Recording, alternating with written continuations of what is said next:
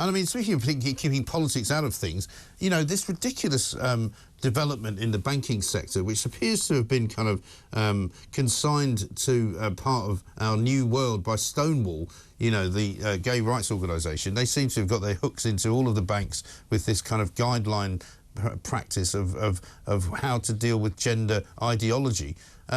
This has all happened sort of rather under the radar, hasn't it? I think it has. It's really scary stuff. I think while we have, you know, on the right, those of us who believe firmly in free speech have felt as though deplatforming and cancel culture had gone a little bit quiet. I don't think that the left have had that approach at all. I think that they are marching through the institutions. We've seen it, of course, across universities, campuses, but what I don't think anybody expected was what we are now seeing from banks in terms of blocking people from being their customers, from holding accounts with them based on their views. And there was that vicar, the Anglican vicar, who had his account closed with very little warning. And I thought that the quote from a spokesman from Yorkshire Building Society was really telling. He said, "We never close savings accounts based on different opinions regarding beliefs. We only ever make the difficult decision to close a savings account if a customer is rude, abusive, violent, or discriminates in any way." And there's the rub. Discriminates in any way leaves open a world of opportunities and possibilities. And of course, by discriminating against those who discriminate, Yorkshire Building Society is itself discriminating. Yes. And feeds into this idea that there are certain views that we all ought to hold, and if we don't hold them, then we're bigoted. And what Stonewall appear to have done very effectively is essentially turn mainstream views into fringe and extreme ones. The idea that men cannot be women, that men can absolutely be trans women, but cannot be women, they cannot change what is biological, is a mainstream view that is held by most people. And yet Stonewall have managed to convince the powers that be across our institutions that somehow they are fringe and they are bigoted and they are extreme and they ought to be shut down by any means possible. And that is an extremely scary place for us to find ourselves in. Yeah, exactly right. I mean, we were talking earlier to Sarah Phillimore and she was pointing out that we'd all sort of not noticed the way that Halifax responded to somebody a while back. You might remember a few months back when somebody had written to them and complained about something. I think it was the pronoun badges that they were all wearing in their shops, you know, or their sort of retail outlets, and they got a note back from the Halifax saying, well, if you don't like it, you can always close your account.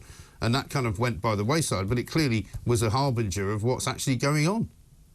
Yes, exactly. That was a portent of doom, I think, and perhaps we ought to have woken up and noticed that this was happening sooner. Well, how incredible it is as well, Mike, how swiftly customer service can click into gear when you voice opinions that they don't necessarily agree with versus the level of customer service that most people get at most times. But I do feel as though we have become slightly complacent about free speech, and that has somehow allowed this very insidious, pernicious idea that bank accounts can be shut based on views that people hold to take hold. And it's immensely problematic when it comes to banks because, you know, we don't quite in the UK have a right to a bank account. Indeed, there are a lot of people who are financially excluded, but it's extremely difficult to participate in British society and the British economy if you don't have a bank account. Very difficult to have a job, you know, very difficult to pay for things as we move towards having a cashless society. And, you know, it's a wake-up call for those people who have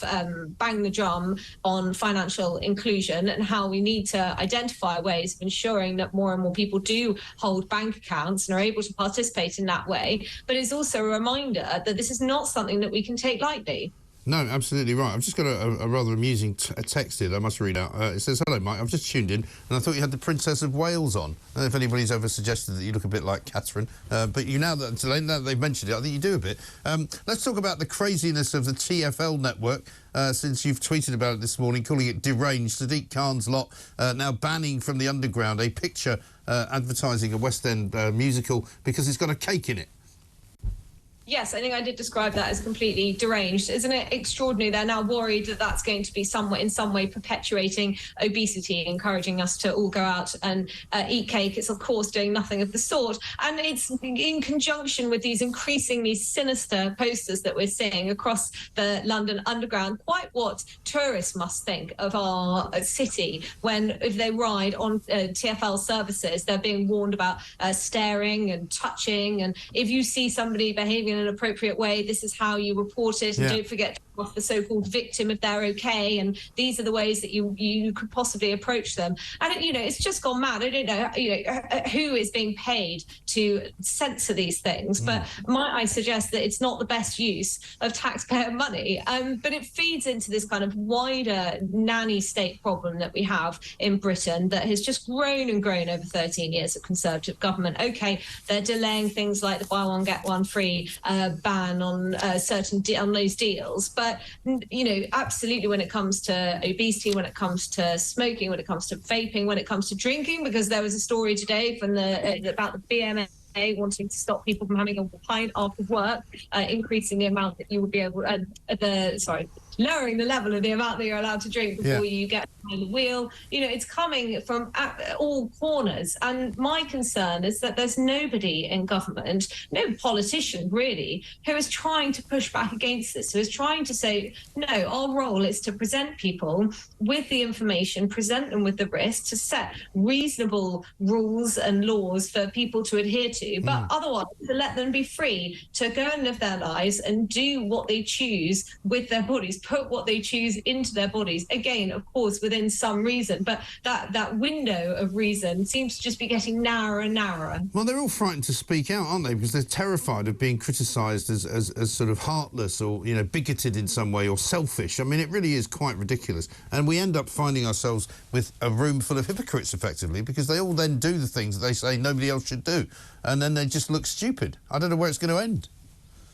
Well, I mean, I think if we get Labour in power, the next government, then things are just going to get worse and worse. We're going to see more bans and more clampdowns and more restrictions on what we can and cannot do. And I think, frankly, after the coronavirus pandemic, the British public have had enough of that. It does feel like a one-way ratchet. It does feel like politicians will just bend with the wind. They will go with what they seem to think is the public mood, but often actually goes against the public mood. But the problem is that vested interests and pressure groups, organisations like Action on Sugar are so powerful in Britain today. They are able to, it seems, bend the ear of politicians and convince them that introducing new regulations that restrict what people can and cannot do is the right thing to do. And I think it's like free speech. There aren't enough people out there who are communicating why this stuff matters. And there are many people out there who will think, well, what does it, what problem is it causing if we tell supermarkets where they're allowed to place certain products, or if we force